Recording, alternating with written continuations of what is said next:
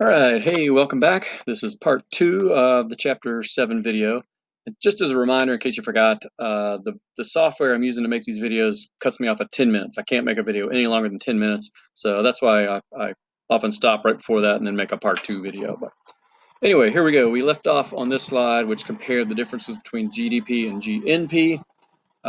Remember, again, conceptually, both of those are really trying to measure the total output, the value of the stuff produced in an economy. Another measure, which you may remember from the title of the chapter, is total income. So gross domestic income is a statistic, an estimate of the total income in an economy. And it's really very similar to value added.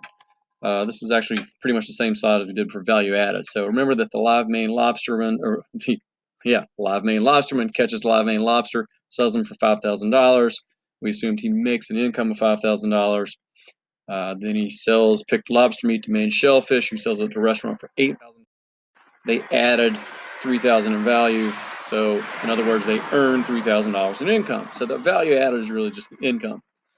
So just like with value added, if you add up the income earned at each step along the way, 5,000 plus 3,000 plus 7,000 gives you 15,000. So the total income earned in this process should be equal to the value of the final good or service, 15,000 either way. So the key point here is whether you're measuring GDP or GDI, you should get the same answer, because ultimately we're just measuring the size of the economy, and that's the same thing. In practice, if you look up GDP and GDI, they're going to be slightly off just because they use different statistical sampling techniques to estimate them. They're both just estimates after all.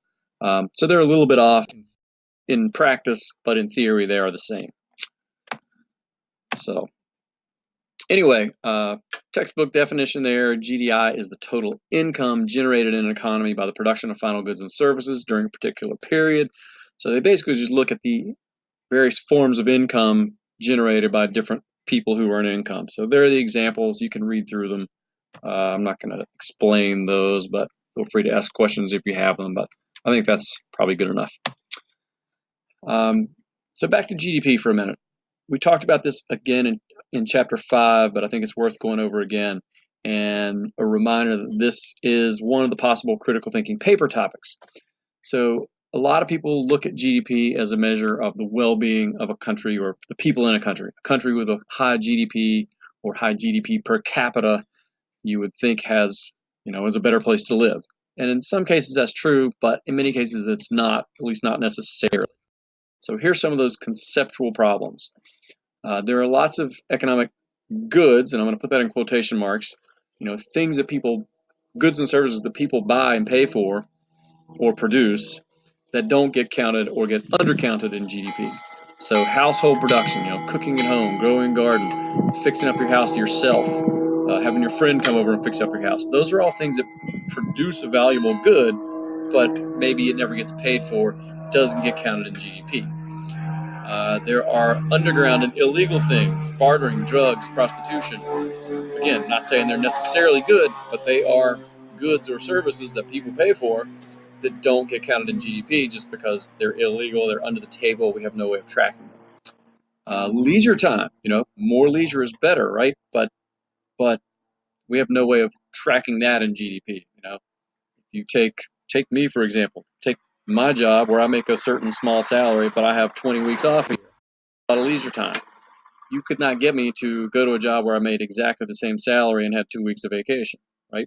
GDP is the same either way, but more leisure is better, but GDP doesn't care about that. Then there are economic bad things, things that really hurt people's well-being that actually might contribute more to GDP. So a country with a lot of crime might mean that people are going to spend a lot of money buying guns to protect themselves, putting alarm systems in their homes, things like that. Or a country with a lot of threat of terrorism is going to build up a big military and spend all kinds of money. That boosts their GDP, but maybe not necessarily each person's well-being. Pollution, things like that. We count the production of goods that create the pollution, and then people get sick. We have oil spills. We have to spend all this money treating the sick people and cleaning up the beaches and things like that. All that stuff adds more to GDP. So in some ways, pollution is good for GDP. conclusion is that GDP measures the production of stuff, not necessarily well-being or happiness. And that's, again, very much the topic of one of the critical thinking papers. This kind of follows up. I won't even go through it, but economists have begun to measure or have begun to develop some alternatives to GDP, such as those listed here. And these are all attempts to measure progress or happiness or something like that, more of a better measure of people's well-being. So there is an exercise related to this and a paper related to this where you kind of compare and contrast GDP versus one of these measures. Just to talk about one, gross national happiness is used entirely by the country of Bhutan. They don't even measure their GDP anymore. Economists measure gross national happiness, which consists of these things, and they just try to make sure that that measure is increasing every year. So it's kind of an interesting approach. I'll leave it at that. Here's another look at gross national happiness. Pretty self-explanatory. You can tell that these are things that actually measure happiness and well-being rather than just the production of stuff in general. Here's a chart I found somewhere comparing the U.S.'s, GDP per capita versus GPI, which is the genuine progress indicator. So somebody went back and estimated genuine progress indicator through time, compared it with GPI. You can't tell, I think, because my picture blocks the legend, but the purple line, the lower line, is GDP. And you can see that it peaked about in 1978, and then it's kind of flatlined or dropped since there. No, I'm sorry, I said that backwards. The purple line is GPI. The lighter colored line is GDP. So our GDP has steadily increased. Genuine progress indicator, according to this estimate, peaked in 1978 and has kind of slightly declined since there. So anyway, kind of interesting. There's one more similar study. Social Progress Index is kind of a similar thing. But this is looking at a whole bunch of different countries and their GDP on the horizontal axis and their social progress, which is one of those indexes that tries to measure people's well-being, on the vertical. So I think it's pretty interesting to see that, progress and happiness are positively correlated with GDP up to a point, but it really trickles off pretty quickly after a certain point. So, all right. Slide here. I'm almost out of time again, I think, but I like to throw in these bonus point opportunities just to reward those of you who are watching these videos.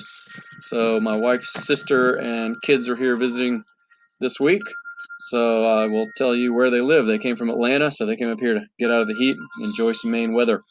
So if you will email or text me that my wife's sister lives in Atlanta, I'll add another bonus point to your grade.